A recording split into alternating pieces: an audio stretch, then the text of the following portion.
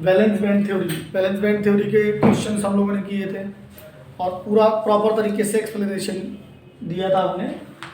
अब क्या है कि वैलेंस बैंड थ्योरी में उसकी कुछ लिमिटेशंस हैं। कुछ तो मैंने आपको कल ही बता दिए थे कि जैसे लास्ट वाला पॉइंट है कि वैलेंस बैंड थ्योरी से ये नहीं पता चलता कि कौन सा जो है लिगैंड स्ट्रॉन्ग है और कौन सा वीक है, ये नहीं पता चलेगा। ठीक है, हम लोगों ने जो स्ट्रॉन्ग और वीक यूज किया था वो कैसे यूज किया था, आगे वाली थ्योरी से पता ले लिया था, तो उसे याद कर लिया। नहीं तो यहाँ पे हमें हर एक मॉलिक्यूल को याद करना पड़ेगा। फिर एक पॉइंट हमने और बताया था कि ये जो मैग्नेटिक बिहेवियर बताता है उसका क्वांटिटेटिव एनालिसिस नहीं करता है, क्वालिटेटिव एनालिसिस करता है। ये सिर्फ और सिर्फ ये बता देता है कि क्या है, कि पैरामैग्नेटिक है कि डाईमैग्नेटिक है। और मैग्नेटिक मोमेंट मैग्नेटिक बिहेवियर को एग्जैक्ट बताने के लिए मैग्नेटिक मोमेंट निकालना पड़ता है। और मैग्नेटिक मोमेंट किससे निकालते हैं, नेक्स्ट वाली थ्योरी से निकालेंगे। Is that clear? इसके अलावा जो है क्या बोलते हैं कि इसमें ये भी है कि ये कलर किससे नहीं पता चलता। कलर का कॉन्सेप्ट जो आया है वो CFT से ही आया है।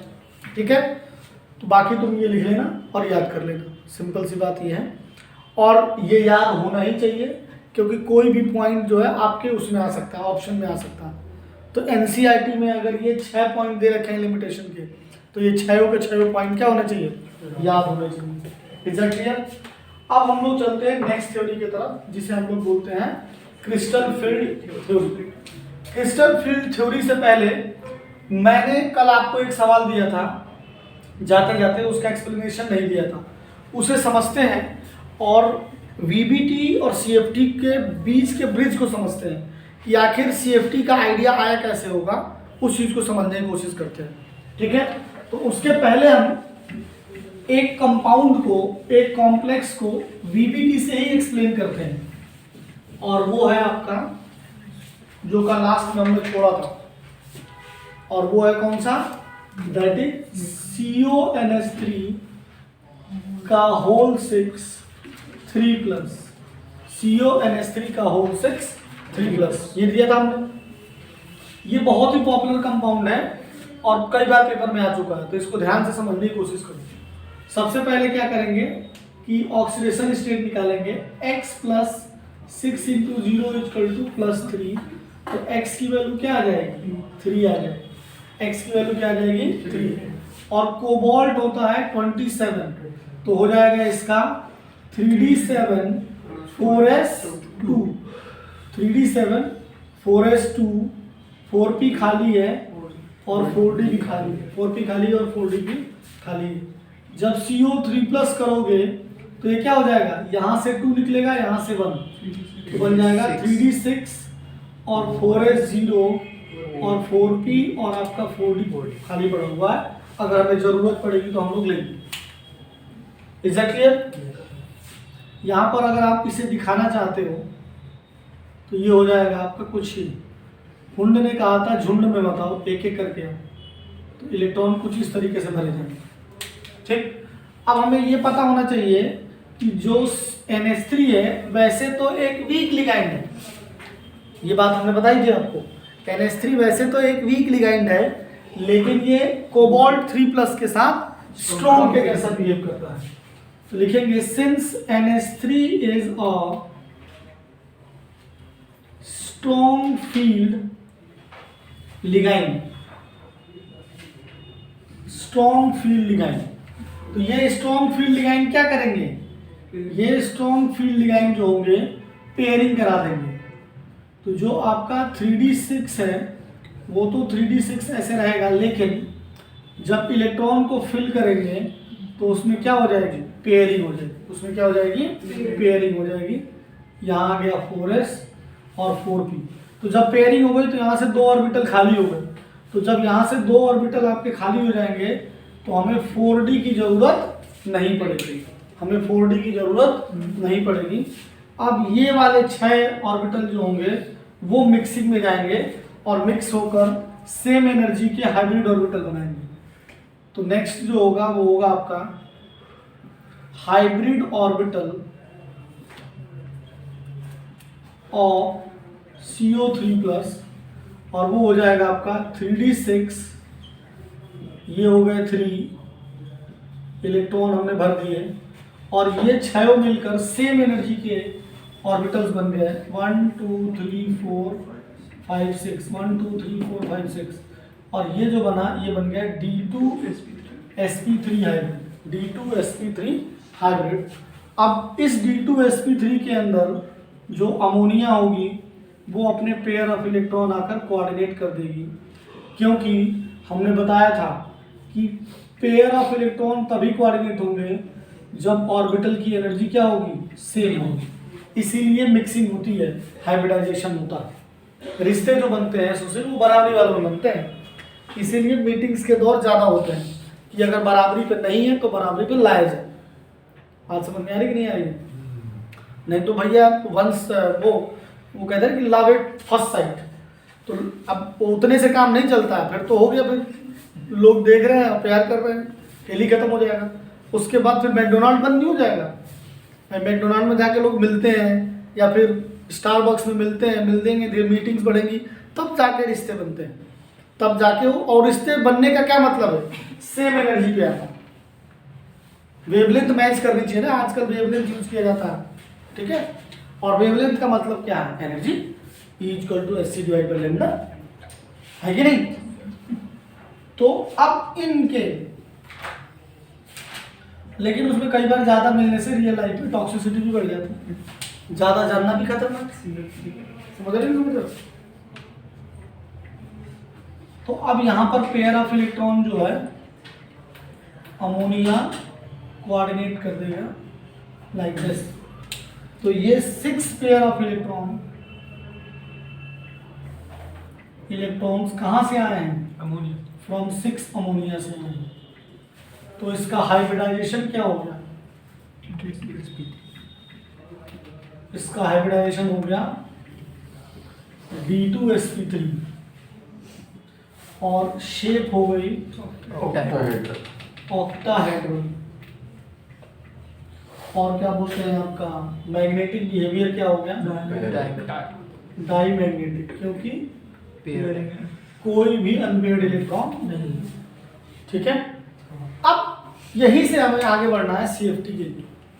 तो समझने की जरूरत क्या है कि जब आप BBT से कॉन्सेप्ट को समझ रहे हो तो उसमें एक चीज का ध्यान दो कि सारा खेल इस D के अराउंड घूम रहा है। सुशील, सोचा तुमने कभी कि आसमां है नीला क्यों, पानी गीला गीला क्यों, गोल क्यों है जमीन? सोचा है? सोचा नहीं तो सोचो अभी कि 3D, अगर 3D यूज हो रहा है तो D2sp3, और अगर 3D नहीं हो रहा है तो sp3d2। तो क्रिस्टल फील्ड थ्योरी को 2 लोगों ने बनाया, जिसका नाम मुझे नहीं याद है, किताब से पढ़ लेना आप लोगों को। लार ने बनाया शायद, पता नहीं लार ने तो हाइब्रिडाइजेशन दिया, देख लेना तुम। तो उन लोगों ने उन्होंने यही दिमाग लगाया कि इतने सारे झमेले कर रहे हैं हम लोग, इतने सारे टेंशनबाजी की चीज़ें हो रही हैं, याद नहीं हो पा रहा वंशी, ये सब क्या है, लिखने का मन नहीं कर रहा, इतने सारे स्टेप कौन लिखे। तो दिमाग लगाया कि अगर हम ये पता लगा देंगे कि ये 3D यूज हो रहा है कि नहीं हो रहा है, अगर हो रहा है तो D2sp3, नहीं हो रहा है तो sp3d2, खेल खत्म हो जाएगा वहीं पे। यहीं से, मतलब ये मेरा अनुमान है, उन्होंने क्या सोचा होगा भगवान जाने। पढ़ाने का तरीका अपना टीचर का होता है, हर सब कोई सेम पढ़ाना, ठीक है। तो मुझे जो लगता है कि इसको आसान करने के लिए, आलसी लोग थे उन्होंने कहा आसान कर देते हैं, तो इस 3D पे फोकस करेंगे और नई थ्योरी पढ़ेंगे। हेडिंग डालिए, crystal field splitting theory, crystal field splitting theory, जल्दी नोट करो। तो समझे कि क्रिस्टल फील्ड थ्योरी क्या है, कैसे जो इनर डी है, 3D है, उस पर ये डिपेंड कर रही है, उसे समझने की कोशिश करते हैं।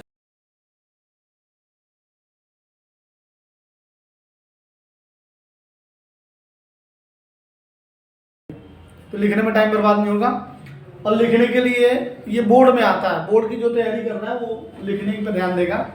जो लोग नीट और जेईई की तैयारी कर रहे हैं उसमें सवाल ही आता है, तो हम लोग उस पर फोकस करते हैं, थ्योरी के समझने की कोशिश करिए। क्रिस्टल फील्ड थ्योरी ये मान के चलती है कि जो लिगैंड्स हैं, और लिगैंड्स हम लोगों ने जो पढ़े हैं वो 2 तरीके के पढ़े हैं। एक नेगेटिव लिगेंड्स पढ़े हैं और एक पढ़े हैं न्यूट्रल लिगेंड्स। तो ये थ्योरी जो कह रही है कि जो नेगेटिव लिगेंड्स हैं वो एक तरीके से क्या है, नेगेटिव चार्ज है। वो क्या है, एक तरीके से नेगेटिव चार्ज है। और जो न्यूट्रल लिगेंड्स हैं सुशील, वो एक तरीके से क्या है, डाइपोल है, -q और +q। क्योंकि डाइपोल क्या होता है, न्यूट्रल। डाइपोल क्या होता है, न्यूट्रल होता है। लेकिन इन दोनों में अगर आपको थोड़ी बहुत भी फिजिक्स आती है तो बात हो रही है चार्ज की। और जिस तरीके से एक मास के अराउंड एक फोर्स ऑफ अट्रैक्शन होता है, वैसे ही चार्ज के अराउंड भी फोर्स ऑफ अट्रैक्शन या रिपल्शन दोनों हो सकता है। That is basic difference between gravitational field and electric field. और जहां पर कोई फोर्स फील करे कि वही होता ना कि सबका एक इलाका होता है, उस इलाके में ही वो शेयर होता है, वैसे ही क्या है कि जो क्यू चार्ज है उस चार्ज के अराउंड एक क्या होगा, इलेक्ट्रिक फील्ड होगी। एक क्या होगी, फील्ड होगी। एक पर्टिकुलर चार्ज का एक पर्टिकुलर फील्ड होगा, इलाका होगा, उसमें ही ये फोर्स ऑफ अट्रैक्शन या रिपल्सन फील करेगा, इसके अलावा नहीं करेगा। और फील्ड की अगर बात हो रही है तो यहाँ पर बात हो रही है फोर्स की, और फोर्स से तो कुछ भी कराया जा सकता है। तो होता क्या है, क्रिस्टल फील्ड थ्योरी ये कह रही है कि अगर हम लोग ऑक्टाहेड्रल कॉम्प्लेक्सेस की बात करें, अगर हम लोग किसकी बात करें, octahedral complexes, octahedral complexes. Octahedral complexes क्या होते हैं, कोऑर्डिनेशन नंबर 6 वाले। तो कोऑर्डिनेशन नंबर 6 में आप जाके देखोगे तो जितने भी आपके आयंस आ रहे हैं उनका जो डी ऑर्बिटल है, ये आपका डी ऑर्बिटल है। डी ऑर्बिटल हो गया आपका dxy dyz dzx dx² -y² और dz²। ठीक है, जैसे कि अभी हम लोग इसकी बात कर रहे थे, इसको ही सेंटर में लेके चलते हैं, CONH3 का होल 6 3+, तो यहाँ पर क्या आ गया था, 3d6 आ गया। क्या आ गया था, 3d6। Is it clear? अब होता क्या है, इस according to this theory, according to CFT, according to this theory, जो आपके NH3 हैं, जो आपके लिगैंड्स हैं, वो अपने पेयर ऑफ इलेक्ट्रॉन इस CO3+ पर डोनेट करते हैं, डालते हैं। जैसे ही पेयर ऑफ इलेक्ट्रॉन डालते हैं, एक सर्कुलर इलेक्ट्रिक फील्ड जनरेट होती है, किसके अराउंड, इस डी के अराउंड, या ये कह दो कि इस पूरे आयन के अराउंड, जिसमें इफेक्ट जो पड़ने वाला है उस डी पे पड़ने वाला है। हम लोग फोकस इस डी पे कर रहे हैं। इस डी के अराउंड बहुत सारी एनर्जी आ गई, इलेक्ट्रिक फील्ड स्फेरिकल जनरेट हो गई। तो सबसे पहले ये डी ऑर्बिटल जो होता है उसकी एनर्जी थोड़ी देर के लिए क्या हो जाती है, बढ़ जाती है। एनर्जी क्या होगी, इंक्रीज हो जाएगी, लाइक दिस, ये वो इंक्रीज। इसे बोलते हैं हम लोग average energy, this is average. ठीक, ये आपका डी और ये आपका डीजेनरेट डी ऑर्बिटल है। डीजेनरेट किसे बोलते हैं, जिसकी एनर्जी सबकी सेम हो, जिनकी एनर्जी सेम होती है, डीजेनरेट ऑर्बिटल्स, जिनकी एनर्जी क्या होती है, सेम होती है। अब जैसे ही इसकी एनर्जी बढ़ती है, थोड़ी देर बाद जो है इस फील्ड की वजह से जो ढेर सारी इलेक्ट्रिक फील्ड स्फेरिकली जनरेट हो रही है, उस फील्ड की वजह से ये डी ऑर्बिटल दो पार्ट में डिवाइड हो जाता है, ब्रेक हो जाता है, दो एनर्जी स्टेट में चला जाता है, जिसे हम लोग क्या बोलते हैं, T2G और EG बोलते हैं। क्या बोलते हैं, T2G और EG बोलते हैं। Is that clear? जो कॉम्प्लेक्स होते हैं वो क्रिस्टल के फॉर्म में होते हैं। उस क्रिस्टल के फॉर्म में फील्ड की वजह से जो फील्ड जनरेट हो रहा है, उस फील्ड की वजह से इस डी ऑर्बिटल का स्प्लिट होना is called crystal field splitting, is called crystal field splitting theory. इनके बीच की जो एनर्जी होती है वो क्या होती है, इसे हम लोग डेल्टा नॉट बोलते हैं, या O stands for octahedral. This is crystal field splitting energy of octahedron, that is CFSE, that is CFSE, CFSE. Is that clear? और इनके बीच की एनर्जी जो होगी ये हमारा बेयर सेंटर कहलाता है, बी सेंटर कहलाता है, बी सेंटर कहलाता है। और यहां से लेकर यहां तक की एनर्जी क्या होती है, कितनी होती है? 3 by ये वाली क्या होती है? 2/5 ये होगी आपकी 2/5 2/5 डेल्टा नॉट और ये हो जाएगी आपकी 3/5 डेल्टा नॉट। यानी जो, अच्छा इसको बाद में लेते हैं, इतना पहले बताओ।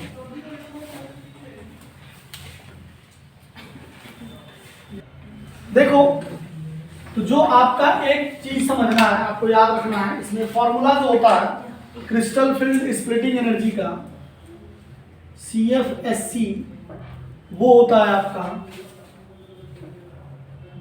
माइनस का 2/5 x plus 3/5 y delta not plus ZP plus क्या होता है ZP। अब इसी को आप ऐसे भी लिख सकते हो, इसे डिवाइड करके कई लोग लिख देते हैं, माइनस का 0.4x plus 0.6y delta not plus ZP। यहां पर x क्या है? x जो है number of electron in 2t energy, T2G energy. x क्या है? Number of electrons in T2G energy state. और y क्या है? y आपका number of electrons in EG energy state. Is it clear? और Z क्या है? Z है आपका नंबर ऑफ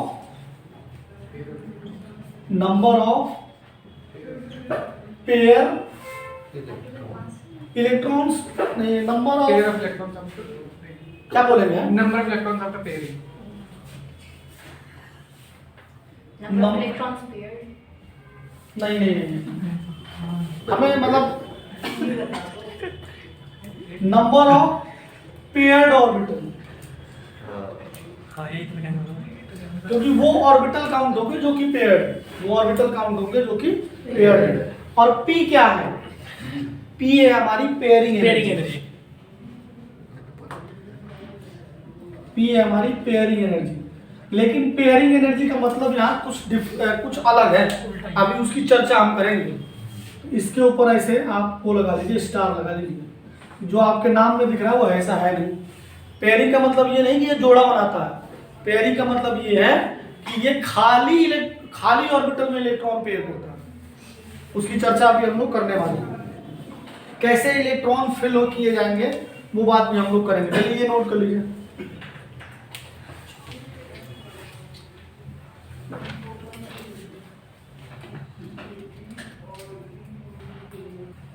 देखिए अब क्रिस्टल फील्ड स्प्लिटिंग थ्योरी में हमें कोई भी लिगाइंड स्ट्रॉन्ग फील्ड होगा या वीक फील्ड होगा उस पर रिसर्च किया गया और एक सीरीज बनाई गई, स्पेक्ट्रोकेमिकल सीरीज, जो कि increasing order of crystal field splitting energy में अरेंज करी गई है। जैसे जैसे हम लोग इसमें लेफ्ट से राइट जाएंगे तो जो क्रिस्टल फील्ड स्प्लिटिंग एनर्जी वो क्या हो रही है, बढ़ रही है। और इसी इंक्रीजिंग ऑर्डर को हम लोग क्या कहते हैं, स्पेक्ट्रोकेमिकल सीरीज कहते हैं। नीट में ये सवाल पूछा गया है तो आपको ये याद रखना पड़ेगा।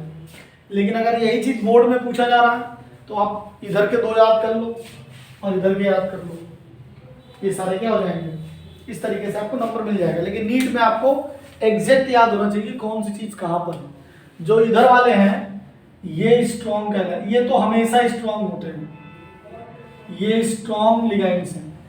अमोनिया कई बार कंडीशनल है। इधर वाले आपके वीक फील्ड लिगैंड्स कहलाते हैं। इधर वाले जो होंगे वो क्या कहलाते हैं, वीक फील्ड लिगैंड्स कहलाते हैं, वीक फील्ड लिगैंड्स। इधर वाले जो कहलाते हैं वो स्ट्रॉन्ग कहलाते हैं, स्ट्रॉन्ग फील्ड लिगेंड, और कई सारे जो है वो कंडीशनल है। ठीक है, तो ये भी आपको याद होना चाहिए। इसके अलावा मैग्नेटिक मोमेंट, मैग्नेटिक मोमेंट का फॉर्मूला याद होना चाहिए। म्यू इक्वल टू होता है रूट का n+2 bm। bm का मतलब बोहर मैग्नेट्रॉन। ये डाइपोल मोमेंट, मैग्नेटिक मोमेंट की एक नई यूनिट है, क्योंकि इलेक्ट्रॉन लेवल की बात हो रही है, बहुत छोटे पार्टिकल। Is it clear? ये आपको फिजिक्स में पढ़ाया गया होगा, एटम एंड न्यूक्लियाई में जब बात करते हैं तो वहां बात करी जाती है कि bm क्या है। यहां पर n क्या है? n है आपके number of unpaired electrons, number of unpaired electrons. ठीक बात है। अब ये आगे की कहानी शुरू करने के लिए एक साधारण भाषा में बात करें, आम आदमी की भाषा में, तो वो क्या होने वाला है? अगर हिंदी में लिख लेते हैं, अगर 3D यूज होगा, अगर 3D यूज होगा तो हाइब्रिडाइजेशन क्या होगा? sp3d2। हाइब्रिडाइजेशन क्या होगा? sp3। अगर 3D अब यूज होगा का देखना पड़ेगा किस तरीके से यूज कर रहे हैं। कि अगर इसको दूसरे तरीके से समझते हैं कि 3D यूज होगा को कैसे लें, कि हाइब्रिडाइजेशन में यूज होगा कि पेयरिंग में यूज होगा। ये थोड़ा सा कंफ्यूजन हो जाएगा इसमें, थोड़ा दूसरे तरीके से समझते हैं। मुझे लिखने दीजिए कि एग्जैक्ट एप्रोप्रिएट टर्म क्या होगा। एप्रोप्रिएट टर्म क्या हम लोग लेने वाले हैं उसे समझते हैं।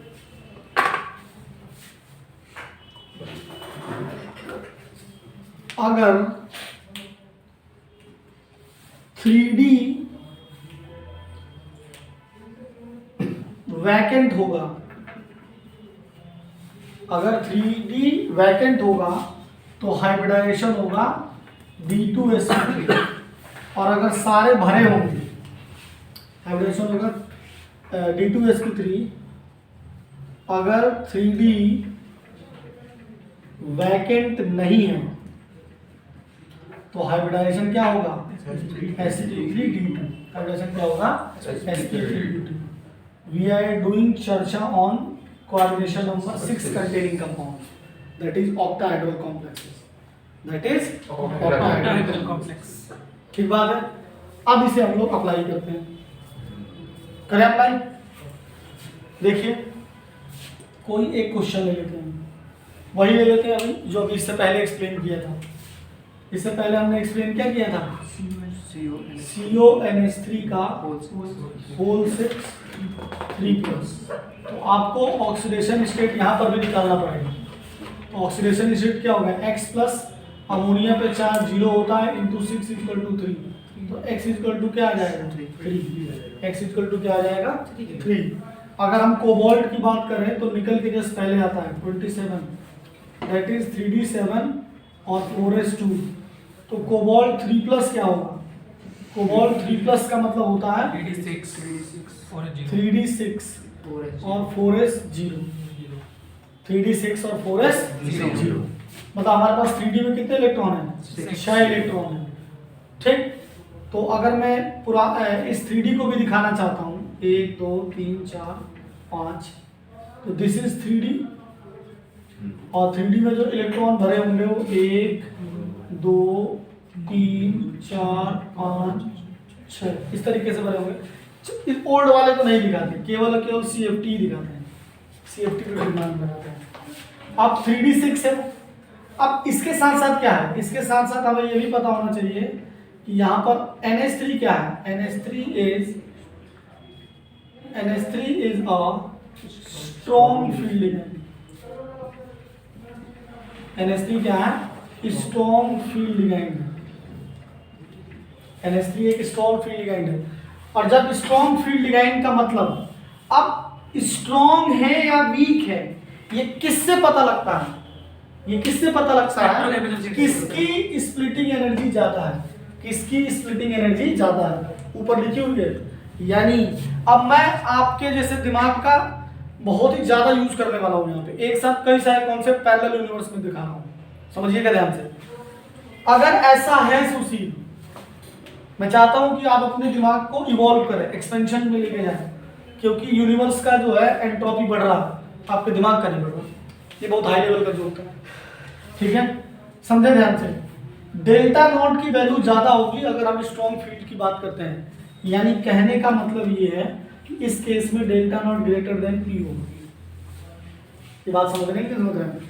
जब आपको स्ट्रॉन्ग फील्ड दिया होगा तो ये होगा, अगर ये दिया होगा तो स्ट्रॉन्ग फील्ड की बात करना, इशारों इशारों, समझ रहे, सांकेतिक भाषा में ये बात हो रही है। तो ये मैंने 2 क्वेश्चन एक साथ ही सॉल्व करवा रहा हूँ। अब जब हम लोग इसको फिल करेंगे तो ये हमारा क्रिस्टल फील्ड थ्योरी का T2G एनर्जी स्टेट है और ये हमारा कौन सा एनर्जी स्टेट है, EG एनर्जी स्टेट है। Is it clear? तो जब इलेक्ट्रॉन भरने आएंगे तो हुंड ने कहा था झुंड में मतलब एक एक करके भरो, तो हमने एक एक करके 3 भर दिए, लेकिन NH3 एक स्ट्रॉन्ग फील्ड लगाएंगे तो ये क्या करेगा, ये पेयरिंग कर देगा, यहीं पे क्या हो जाएगी, पेयरिंग हो जाएगी, ऊपर नहीं जाएगा, ऊपर नहीं जाएगा। अगर यही वीक होता तो पहले 3 इसमें भरते, 2 इसमें भरते, फिर नीचे आते। अभी नेक्स्ट कंपाउंड में वो बात हम लोग करेंगे। तो यहां से कॉन्फ़िगरेशन क्या हो गया, यहां से कॉन्फ़िगरेशन T2G के पास 6 इलेक्ट्रॉन हो गए, EG के पास 0 हो गए। T2G के पास 6 हो गए, EG के पास 0 हो गए। अब ध्यान दो इधर, अगर 3D वैकेंट है, यहाँ पर 3D क्या है, वैकेंट है, तो हाइब्रिडाइजेशन क्या होगा, D2sp3। बाकी कोऑर्डिनेशन नंबर 6 है तो ऑक्टाहेड्रली होगा, क्या होगा, ऑक्टाहेड्रली होगा। सारे पेयर्ड हैं तो डायामैग्नेटिक होगा, क्या होगा, डायामैग्नेटिक होगा। क्योंकि अगर बीबीटी पढ़ के आ रहे हैं आप लोग, ध्यान से पढ़ाई करिए, तो आपको ये पता चलता होगा कि खाली और भरे हुए 3D में ही होते थे, क्योंकि जो हम हाइब्रिड ऑर्बिटल बनाते थे उसमें तो सारे पेयर्ड होते थे, क्योंकि पेयर ऑफ इलेक्ट्रॉन वो एक्सेप्ट करता था, तो वहां अनपेयर्ड होने का सवाल ही नहीं। तो पेयर होगा अनपेयर होगा, यहाँ पे आना। सुशील थोड़ा एक्सप्रेसिव बनो, अजीब से एक्सप्रेशन दे रहा, समझ ही नहीं आ रहा, इतना मेहनत कर रहा हूँ, तुम अजीब से एक्सप्रेशन दे रहे। आगे मैं किसी का नाम लेना दोबारा सर नहीं ले रहा हूँ, अनन्या पांडे वाला। अब कोई जरूरी थोड़ी है कि वही एक अनन्या पांडे, बहुत सारे अनन्या पांडे हो सकते हैं, किसको पता हम किसकी बात कर रहे हैं। डायमैग्नेटिक कवर कर लिया। Is it clear? डायमैग्नेटिक होगा, और डायमैग्नेटिक का मतलब म्यू की वैल्यू यहाँ क्या होगी, 0 म्यू की वैल्यू यहाँ क्या होगी, 0। ये वाला जगह दिख रहा है ना? Yes sir. अब देखो यहाँ पर सारे सवाल यही खत्म कर दे रहे हैं, कंक्लूड कर रहे हैं। देखो इधर, अब T2G में कितने इलेक्ट्रॉन हैं, 6, और EG में कितने इलेक्ट्रॉन हैं, 0। X की वैल्यू 6 और Y की वैल्यू 0, और पेयर कितने हो गए, 1 2 3, तो Z की वैल्यू कितनी होगी, 3। Z की वैल्यू कितनी होगी, 3। तो CFSC एनर्जी जो उसका फॉर्मूला क्या होता है, माइनस का 0.4x 0.6y delta not plus ZP plus ZP।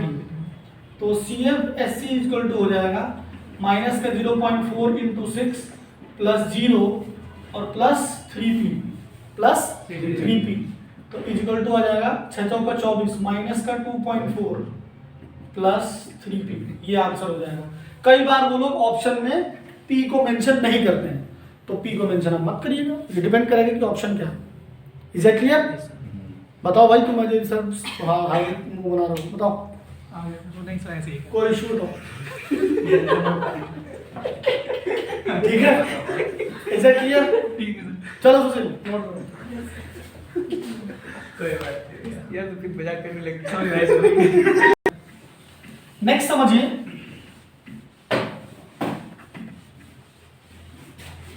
जैसे कि अगर हम लोग कोई एक कंपाउंड ले रहे हैं, जैसे आपका FeH2O का होल 6 3+, तो यहाँ पर अगर हम लोग Fe की ऑक्सीडेशन स्टेट निकालेंगे तो Fe प्लस 6 इंटू 0, क्योंकि वाटर एक्वा जो होता है न्यूट्रल है, तो x इक्वल टू क्या आ जाएगा, +3। और Fe क्या है 26, 3d6 4s2, और जब Fe 3 प्लस करोगे तो वो क्या बन जाएगा, 2 यहाँ से जाएगा, 1 यहाँ से, दैट इज 3d5। और हमें पता है since H2O is a weak field ligand, अगर H2O एक वीक फील्ड लिगाइंड है तो जब आप एनर्जी स्टेट को फिल करोगे देन यू विल सी कि एक यहाँ एक यहाँ एक यहाँ, हुंड ने कहा था झुंड में बताओ, एक एक करके आओ, और वीक है तो ऊपर चला जाएगा, तो T2G EG, तो कॉन्फ़िगरेशन जो हो जाएगा, कॉन्फ़िगरेशन क्या हो जाएगा T2G3 EG2, T2G3 और EG2। और ये वीक फील्ड लिगाइंड का मतलब ये क्या कहना चाहते थे कि P ज़्यादा हो, क्या होगा, P ज़्यादा हो। पेयरिंग एनर्जी वो एनर्जी होती है जो इलेक्ट्रॉन को फोर्स करती है खाली ऑर्बिटल में जाने के लिए। यहाँ पर जब ये दोनों के दोनों खाली थे, जबकि भरा तो यहाँ भी जा सकता था, जो ऑर्बिटल है वो 2BH के रूम में, 2 लोग यहाँ रह सकते हैं। Is that clear?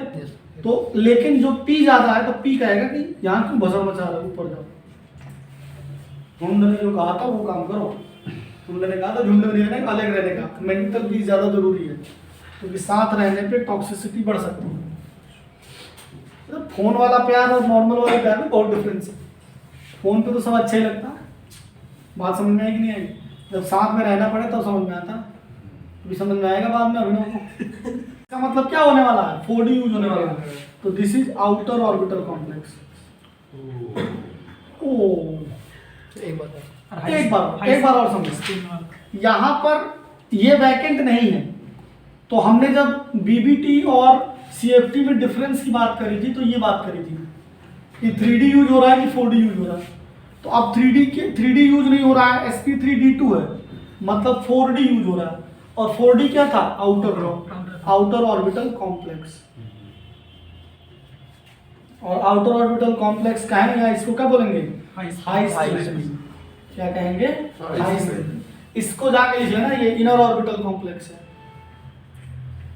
Inner orbital या लो स्पिन, इनर ऑर्बिटल या लो स्पिन कॉम्प्लेक्स है, इनर ऑर्बिटल या लो स्पिन कॉम्प्लेक्स।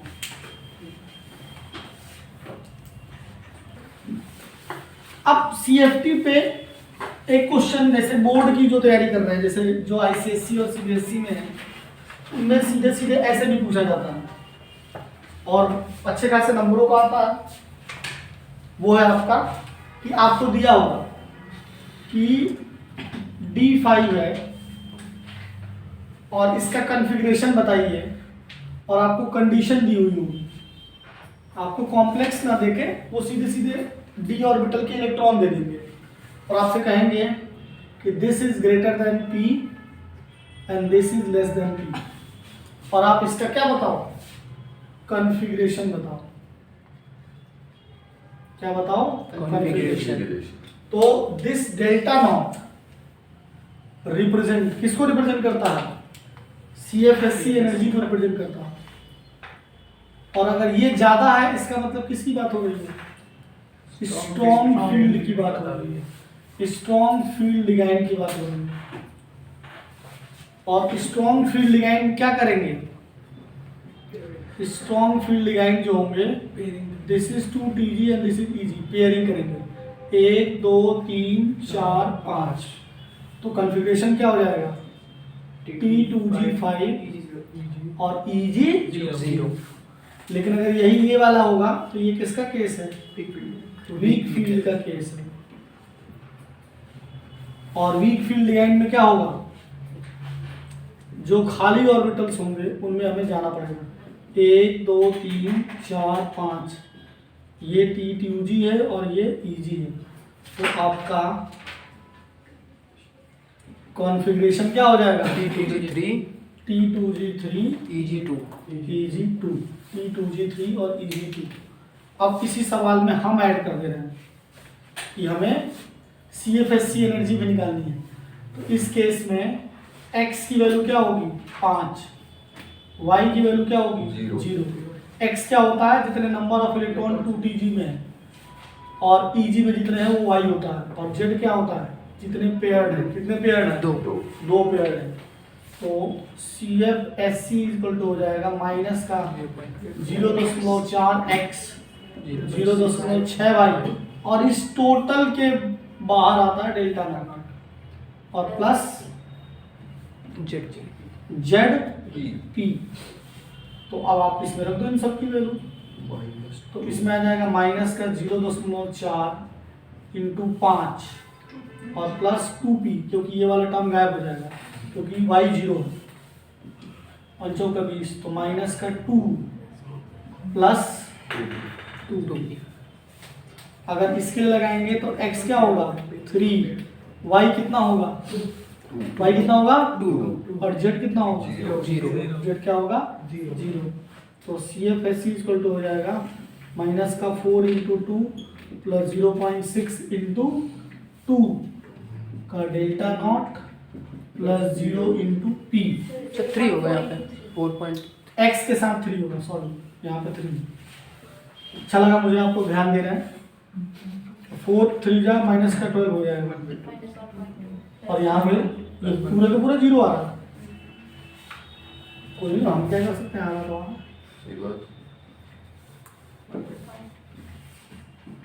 तो इसकी CFSC में भी क्या है 0। तो देखिए ये सवाल पूछा गया आपके पेपर में, अब मैं देख ले रहा हूँ सवाल देखा। लो स्पिन कॉम्प्लेक्स के लिए, लो स्पिन कॉम्प्लेक्स दे रखा है हमें, और हमसे कहा गया है D6 है, लो स्पिन कॉम्प्लेक्स है और हमसे कहा गया है D6 है, और इसकी आपको फॉलोइंग एनर्जी बतानी है। लो spin complexes of the D6 cation in an octahedral field will have the following energy। अगर आप बात कर रहे हैं लो स्पिन का, तो लो स्पिन किसमें होता है, स्ट्रॉन्ग के लिए होता है। अभी अभी जो कराया था ना वो यही तो था। यहाँ पर जब हम लोग बात कर रहे थे CONH3 का होल ट्वाइस का, तो जब स्ट्रॉन्ग फील्ड लिगाइंड है तो जब इलेक्ट्रॉन को भरोगे तो 1 2 3 और ये पेयरिंग कर देगा यहीं पर, तो T2G और EG क्या हो जाएगा, खाली हो जाएगा। EG क्या हो जाएगा, खाली हो जाएगा 0। तो x की वैल्यू कितनी हो गई 6, y की वैल्यू 0 और z की वैल्यू कितने पेयर है, 3 पेयर। तो CFSC इक्वल टू हो जाएगा माइनस का 0.4 इंटू 3 6 और 0.6 इंटू 0 की power delta not plus ZP plus ZP। तो यहाँ से कितना आ जाएगा, माइनस का 2.4 प्लस 3p, माइनस का 2.4 डेल्टा नॉट दिया है। वहाँ पे मैंने साथ मेंशन नहीं किया था, इस चीज को जाकर मेंशन करो कि डेल्टा नॉट भी आएगा इसके साथ। ये तो ब्रैकेट में है ना, ये सबके साथ आएगा, यहाँ भी देखो मेंशन नहीं है। क्या ध्यान दे रहे हो तुम, उतना देखने आए। मैं यही कहने वाला था कि जब ये गायब ही हो जाता है तो इसे लिखते ही क्यों है, तो तुम मन में रखते हो चीजें, बाहर निकालो। मन में रखने से कुछ नहीं होता। हाँ, डेल्टा नॉट है, तो मतलब वो यूनिट की तरह नहीं, इसकी भी एक वैल्यू होती है, इसमें भी सवाल आते हैं। ये चैप्टर काफी, जैसे टाइम लग रहा है चैप्टर में, तो टाइम लगना चाहिए क्योंकि वैरायटी ऑफ सवाल पूछे जाते हैं। अभी देखिए, अभी इसके बाद अभी बहुत सारे सवाल है CFT के, बहुत सारे सवाल जो है टाइप्स के पूछे जा रहे हैं। अभी EN वैल्यू पढ़ाना है, सिनर्जिक इफेक्ट पढ़ाना है, कार्बोनिल कंपाउंड्स पढ़ाना है, क्या बोलते हैं कि ऑर्गेनोमेटेलिक कंपाउंड पढ़ना है। पढ़ोगे तो बहुत, जॉन टेलर भी है इसके अंदर। अगर पढ़ाने लगूंगा पूरा सिलेबस जो पुराना वाला है, बहुत सारा है चैप्टर में, और सबसे लेटेस्ट चैप्टर है ये, मतलब लेटेस्ट कॉन्सेप्ट है इनऑर्गेनिक में। बताओ तुम लोग ये ध्यान ही नहीं दे रहे हो, गजब में हमारे बच्चे। देखिए एक और क्वेश्चन आपको दे रखा है, नीट में ही आया हुआ है, जरा करके दिखाइए आप लोग। जैसे कि दे रखा है आपको 2010 में आया था 2010 में आया था ये सवाल, और आपसे कहा गया था कि हाई स्पिन कॉम्प्लेक्स है, और क्या बोलते हैं, हाई स्पिन कॉम्प्लेक्स है और D4 कॉन्फ़िगरेशन है। इसके लिए आपको ऑक्टाहेड्रल है। मैं आपको की पॉइंट बता दे रहा हूं, ऑक्टाहेड्रल है। ऑप्शंस आपको दे रखे हैं। क्रिस्टल फील्ड स्टेबलाइजिंग एनर्जी बतानी है आपको। क्रिस्टल फील्ड स्टेबलाइजिंग एनर्जी,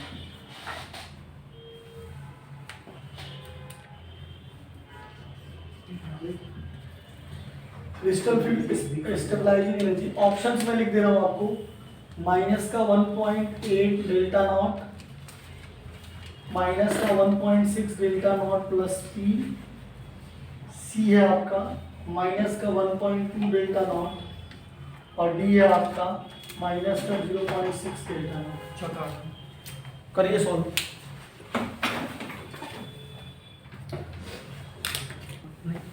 देखिए इधर इधर निखिल समझो, हाई स्पिन का मतलब क्या है, वीक फील्ड लिगाइंड का केस है। वीक फील्ड लिगाइंड का केस है। तो वीक फील्ड लिगाइंड का जो केस है, इसमें जब आप एनर्जी स्टेट में इलेक्ट्रॉन को फिल करोगे तो क्या हो जाएगा, 1 2 3 4, दिस इज T2G और EG। तो T2G के पास 3 इलेक्ट्रॉन है, EG के पास 1। EG के पास क्या हो जाएंगे 1, और कोई पेयर नहीं है। तो X 3 है, Y 1 है, और Z क्या है 0 है। तो crystal field stabilising, S stand पर, यहाँ S का मतलब स्टेबलाइजिंग एनर्जी है, हो जाएगा माइनस का 0.4 into 3 plus 0.6 into 1 delta not plus 0 into P. तो यहां से आ जाएगा माइनस का 1.2 प्लस 0.6 डेल्टा नॉट, क्योंकि वो तो 0 हो गया। तो माइनस से क्या आ जाएगा 0.6 डेल्टा नॉट। ऑप्शन क्या है डी है। ऑप्शन क्या है डी। Is it clear? अब आपको ये पता होना चाहिए कि इसकी हेल्प से हम लोग कलर भी पता कर लेते हैं। ठीक है, इसकी हेल्प से हम लोग क्या कर लेते हैं, कलर भी पता कर लेते हैं। हेडिंग डालिए, कल पढ़ते हैं कलर। ठीक है, फिर कलर हम लोग नेक्स्ट कल पढ़ेंगे। कलर कैसे शो करेंगे, डीडी ट्रांजिशन कैसे होता है, वे विल डू चर्चा ऑन टुमारो। आज के लिए इतना ही। गुड नाइट, जय हिंद। इतने